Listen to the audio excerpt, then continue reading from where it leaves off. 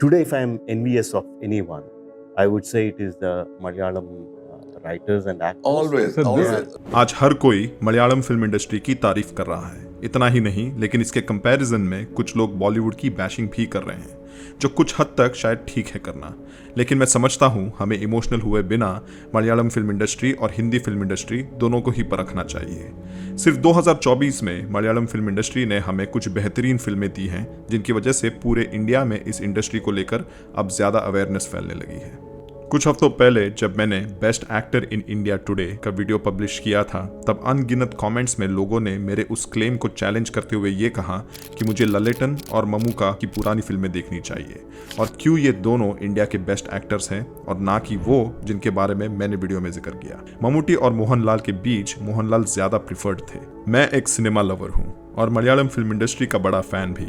Regional और world cinema में मेरी रुचि काफी सालों से रही है और मैं मोहनलाल और ममूटी को वेल एस्टैब्लिश्ड और लेजेंडरी एक्टर्स मानता आया हूँ। वैसे ही जैसे हिंदी फिल्म इंडस्ट्री में दिलीप कुमार, ओम पुरी, नसीरुद्दीन शाह जैसे दिग्गज एक्टर्स। लेकिन उस वीडियो का मुद्दा आज के दौर के एक्टर्स को लेकर था, जिनसे आज की जनरेशन रिलेट कर सकती है। मोहनलाल और ममूटी के एक्टिंग की तारीफें कई जनरेशन से चलती आ रही हैं, इसलिए ज़रूरी ये है कि नए टैलेंट्स की बात हो। और मेरे वीडियोस बनाने का कारण ये भी है कि सिनेमा के टॉपिक्स पर मैं कॉन्वर्सेशन शुरू कर सकूं, जहां मेरे सिनेफाइल सब्सक्राइबर्स और ऑडियंस एक हेल्दी डिबेट कर सकें, जिससे कुछ नया सीखने मिले। और यही हुआ उस वीडियो के कमेंट सेक्शन में। मैंने अपने कुछ सब्सक्राइबर्स से मोहनलाल और ममूटी के पुराने फिल्मों की रिकमेंडेशंस मांगी और कुछ पैशनेट लोगों ने मुझे इन दोनों लेजेंड्स की फिल्मों की लिस्ट ईमेल और कमेंट भी की। उसके लिए धन्यवाद। पिछले कुछ हफ्तों में मैंने ये सारी फिल्में देख ली और जब मैं ये फिल्में देख रहा था तब मैं एक्टिंग से ज़्यादा इन फिल्मों की स्टोरीज से आकर्षित हो गया। क्यों मलयालम फिल्में हमें अच्छी लगती हैं और क्यों बॉलीवुड इसके कंपैरिजन में कम पड़ जाती है। इसके पीछे कई कारण हैं और आज इन्हें समझते हैं। अगर आपने चैनल को सब्सक्राइब नहीं किया है अब तक तो सब्सक्राइब करें।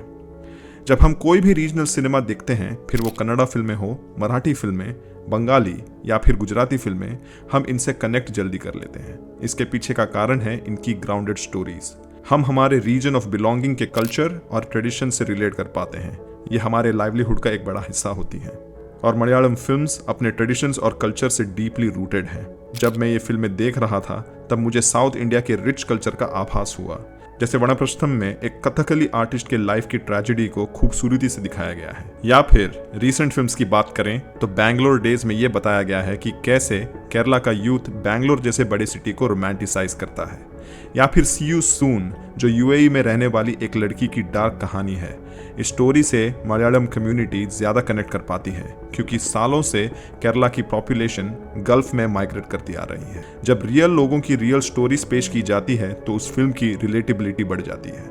इसके साथ मलयालम फिल्मों में एक थीम कॉमन रहती है। इनमें सोशल इश्यूज को बाखूबी एड्रेस किया जाता है। सिर्फ नई फिल्मों में ही नहीं, लेकिन पुरानी फिल्में जैसे थानिया वर्तनम, जिसमें पुराने समय में मेंटल इलनेस का टैबू समझा जाना और सुपरस्टिशंस को एड्रेस किया गया है, या मणिचित्रताड़, जिसे मैं इंडिया की one of the best psychological thriller समझता हूँ। उसमें डिसोसिएटिव आइडेंटिटी डिसऑर्डर, जिसे स्प्लिट पर्सनैलिटी भी कहा जाता है, ऐसे मेंटल इलनेस को एड्रेस किया गया है। या फिर रीसेंट फिल्म्स में कुंबलंगी नाइट्स, जिसमें पेट्रियार्की और इनसिक्योर मैस्कुलिनिटी जैसे टॉपिक्स को स्टोरी से डिफ्लेक्ट किए बिना दिखाया जाना, या काठल द कोर में लैवेंडर मैरिज जैसे इशू को बताना, या फिर होम में जनरेशनल गैप से आई तकलीफों को एड्रेस करना, ये मलयालम फिल्म इंडस्ट्री की खासियत रही है। मैं समझता हूँ इन टॉपिक्स पर फिल्में बनाने का कारण है इनकी बजट। मलयालम फिल्म इंडस्ट्री छोटे और टाइट बजट पर काम करती है, जिस वजह से क्रू मेंबर्स की संख्या भी उन्हें कम रखनी पड़ती है। If you have the right people, I think you just need, 10-15 people to make a film. Yeah. और दूसरी ओर स्पेक्टिकल दिखा पाने के लिए बड़ा बजट ना हो तो क्रिएटिव आर्टिस्ट कंपेल हो जाते हैं कंटेंट ड्रिवन राइटिंग करने के लिए। और इसी वजह से आपने शायद नोटिस किया होगा कि अक्सर मलयालम फिल्मों में प्रोटैगनिस्ट के अलावा बाकी कैरेक्टर्स को भी अच्छा स्क्रीन टाइम दिया जाता है। वो इसलिए क्योंकि ये स्टोरीज किसी एक इंसान के बारे में नहीं होती, लेकिन उस एनवायरनमेंट में एग्जिस्ट करने वाले हर उस कैरेक्टर की होती है। आज मलयालम फिल्म इंडस्ट्री को कंटेंट ड्रिवन फिल्में बनाने के लिए रिकग्निशन जरूर मिल रही हो, लेकिन एक समय पर इन लेजेंडरी डायरेक्टर्स और फिल्म मेकर्स ने छोटे बजट पर बड़ा रिस्क उठाकर सब्सटैंशियल फिल्में बनाई बिना आउटकम की चिंता किए। और मैं समझता हूँ ये सिर्फ और सिर्फ पॉसिबल हो पाता है सिनेमा के लिए पैशन होने की वजह से।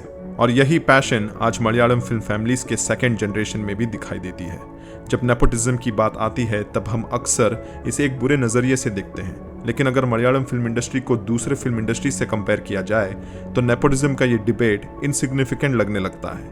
और वो इसलिए क्योंकि मलयालम इंडस्ट्री के आर्टिस्ट का मोटिवेशन सिनेमा के पैशन से डिराइव होता है और ना कि बाकी चीज़ों से। ये क्लिप देखिए। One day, my father saw that I'm bringing all these Kurosawa films and all that. So he asked me, "Do you have the interest to watch classic films?" I said, "Yes." Then he told me, "Then you start with 3 films: Cinema Paradiso, Good, Bad and Ugly, Lawrence of Arabia. If you watch these 3 films, you will know exactly which side you are leaning to." ये clip थी विनीत श्रीनिवासन की, जो playback singer, actor और director भी हैं। ये film maker और actor Srinivasan के बेटे हैं। जब हम ये इंटरव्यू देखते हैं तब हम तुरंत समझ जाते हैं कि हम किसी सिनेमा लिटरेट से बात कर रहे हैं। वो पैशन उनकी बातों में समझ आता है। और अब ये क्लिप देखिए। One film that you think is overrated? The Godfather, I haven't seen it. ये बहुत ही शर्मनाक बात है कि फिल्म इंडस्ट्री का हिस्सा होते हुए भी इन कुछ आर्टिस्ट को ऐसी फंडामेंटल फिल्मों के बारे में जानकारी नहीं है जिनसे सिनेमा का फाउंडेशन बना है। और इसका कारण है wrong source of passion. In actors या आर्टिस्ट का सोर्स ऑफ पैशन सिनेमा नहीं पर उससे आने वाली ग्लैमरस सक्सेस है।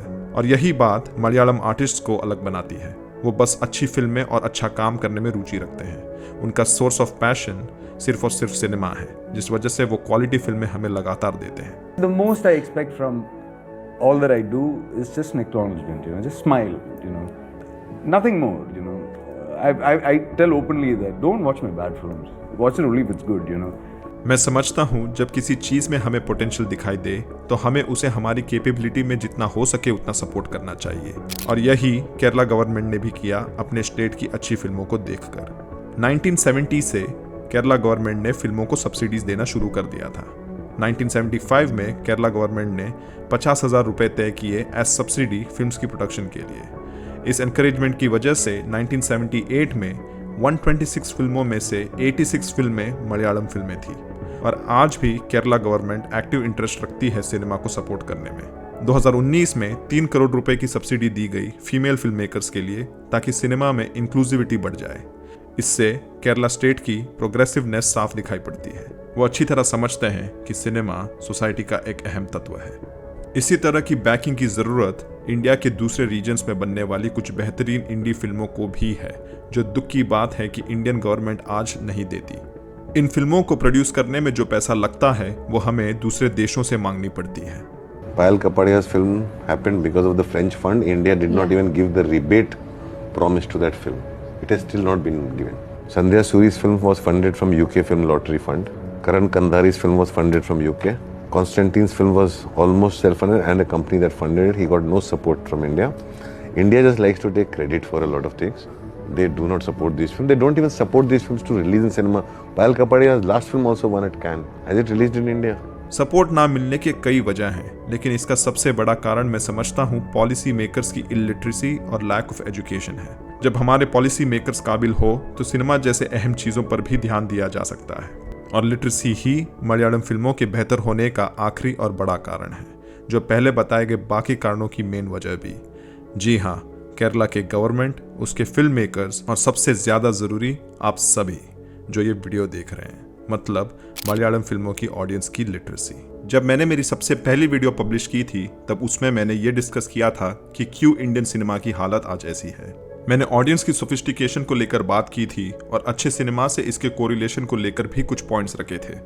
मैं समझता हूँ किसी भी आर्ट को अप्रिशिएट करने के लिए उसकी समझ होना ज़रूरी है, और ये समझ आती है IQ, एक्सपोजर और लिटरेसी से। ये कोई नई बात नहीं है कि केरला की लिटरेसी रेट इंडिया में कंसिस्टेंटली हाईएस्ट रही है। मैं समझता हूँ हाई लिटरेसी रेट होना life long continuous learning ensure करती है, जिस वजह से नई चीज़ें समझने और एक्सपीरियंस करने की क्षमता बढ़ जाती है। Malayalam cinema is always dependent on literature, good literature. People the strength of Malayalam cinema has always been the writers. The kind of respect what writers get in the entire Indian industry, I think Malayalam cinema is the best. क्योंकि मलयालम फिल्में consume करने वाली population की quality भी अच्छी है, इसलिए Malayalam cinema के फिल्म मेकर्स एक्सपेरिमेंटल फिल्में बनाने में पीछे नहीं हटते। अब जब बात आती है बॉलीवुड की या फिर हिंदी फिल्म इंडस्ट्री की, तो मैं समझता हूँ हमें इमोशनल होकर बिना सोचे समझे इसकी निंदा नहीं करनी चाहिए। अगर कंसिस्टेंसी की बात करें तो हिंदी फिल्म इंडस्ट्री उतनी भी बुरी नहीं है जितना हम इसे समझते हैं। वो इसलिए क्योंकि बॉलीवुड में सिनेमा को लेकर कुछ पैशनेट फिल्म मेकर्स भी हमेशा से सर्वाइव करते आए हैं। एग्जाम्पल के तौर पर अगर पुरानी फिल्मों को देखा जाए तो हिंदी फिल्म इंडस्ट्री ने भी हमें सब्सटेंस से भरी बेहतरीन फिल्में दी हैं जो मलयालम फिल्मों जैसी टॉप नॉच हैं, जैसे मदर इंडिया, 2 बीघा जमीन, स्पर्श, अर्धसत्या, गाइड, सारांश, वजूद। ये ऐसी फिल्में हैं जो कल्चर और सोशल इश्यूज के अराउंड बनाई गई हैं। और कुछ नए दौर की फिल्मों को देखा जाए तो गुलाल, उड़ान, पगलेट, अगली, तारे जमीन पर, पिंक, क्वीन और बहुत सारी अनगिनत फिल्में हैं जो क्वालिटी कंटेंट है। मलयालम फिल्म इंडस्ट्री और बॉलीवुड में फर्क सिर्फ इतना है कि मेन स्ट्रीम बॉलीवुड में बनी कुछ over the top mindless mass entertainers बड़े से बड़ा बिजनेस कर जाती हैं और अच्छी फिल्में उनके नीचे दब जाती हैं, जबकि मलयालम इंडस्ट्री में दोनों तरीके की फिल्में अच्छा करती हैं और मास एंटरटेनर्स कंप्लीटली माइंडलेस नहीं होती। इसके कई कारण मैंने इस वीडियो में बताए हैं, ये वीडियो चेकआउट करें। लेकिन कुछ ऐसी बातें मलयालम फिल्म इंडस्ट्री से कंपेयर करने पर मुझे आज समझ आई। जैसे मैंने थोड़ी देर पहले बताया कि कैसे source of passion quality of work को डिफाइन करती है। मलयालम फिल्म मेकर्स का फिल्में बनाने का मोटिवेशन और बॉलीवुड का मोटिवेशन अलग है। मलयालम फिल्म इंडस्ट्री सिनेमा और स्टोरी टेलिंग को लेकर पैशनेट है, तो वहीं दूसरी ओर बॉलीवुड के बड़े प्रोडक्शन हाउसेस का पैशन अच्छी सिनेमा या अच्छी स्टोरी टेलिंग से ज्यादा सिर्फ बड़ा बिजनेस करना है। और इसी वजह से फॉर्मूलेइक फिल्में बनाई जाती हैं जिनमें मीडियोकर स्टोरी और एक्टिंग से काम चल जाता है। मेन स्ट्रीम बॉलीवुड आज बस पैसे कमाने का जरिया बन चुका है। मतलब एक फिल्म में सबसे पहले असिस्टेंट आता है, सबसे बाद में असिस्टेंट जाता है, सबसे ज्यादा काम वो करता है। हेयर और मेकअप तुम्हारे असिस्टेंट से और कैमरामैन से ज्यादा पैसे लेते हैं। Vanity van is become a new business. Everybody gets a single door vanity van. और इसी वजह से इन कुछ आर्टिस्ट का फोकस आर्ट को छोड़कर ग्लैमर और फेम पर है। सुपरफिशियल चीजें जैसे क्लाउड चेजिंग और पीआर एक्टिविटीज जैसे बेफिजूल के इंटरव्यूज जहां पर काम को लेकर कोई बात नहीं करता, वो हमें आए दिन सोशल मीडिया पर फीड किए जाते हैं। मैं इसे सोशल प्रोग्रामिंग समझता हूँ। सोशल मीडिया खोलने पर बस इन्हीं की फीड्स आती रहती हैं। अगर आप इन्हें भूलना भी चाहें तो ये आपको भूलने नहीं देते। बॉलीवुड बस अब ब्रांड मेकिंग इंडस्ट्री बन चुकी है। अपने लैक ऑफ स्किल्स को छुपाने के लिए ये नाइव गलीबल जनता को अपने इन एंटीक से गुमराह करते हैं और लोग आसानी से इस धुंध में फंस जाते हैं क्योंकि मलयालम ऑडियंस के मुकाबले बॉलीवुड की व्यूअरशिप बेस बड़ी होने के कारण इसकी एवरेज आईक्यू भी कम है। बॉलीवुड एस्पिरेशनल लोगों पर कैपिटलाइज करती है। तो जब तक फिल्म मेकर्स और आर्टिस्ट सिर्फ बिजनेस स्टैंड पॉइंट से फिल्में बनाना नहीं छोड़ देते और रियल कल्चरली रिच स्टोरीज जो इंडिया में अबंडेंस में हैं उन पर बेस्ड फिल्में नहीं बनाते और हम ऑडियंस अच्छी फिल्में देखने का प्रयास नहीं करते, तब तक शायद अच्छी मीनिंगफुल फिल्में हम बड़ी बजट मेन स्ट्रीम बॉलीवुड से एक्सपेक्ट नहीं कर सकते जो ज्यादा से ज्यादा लोगों तक पहुंचती है। आपकी इन चीजों पर क्या राय है, कॉमेंट्स में बताएं। आज की रिकमेंडेशन है मराठी फिल्म हरिश्चंद्राची फैक्ट्री। इसमें father of Indian cinema Dada Saheb Phalke जी की स्टोरी बताई गई है। अगर आपने ये फिल्म देखी है तो कमेंट्स में बताएं आपको कैसी लगी। तब तक ऐसी ही फिल्म्स और फिल्मों से जुड़ी बातों के लिए करें सब्सक्राइब।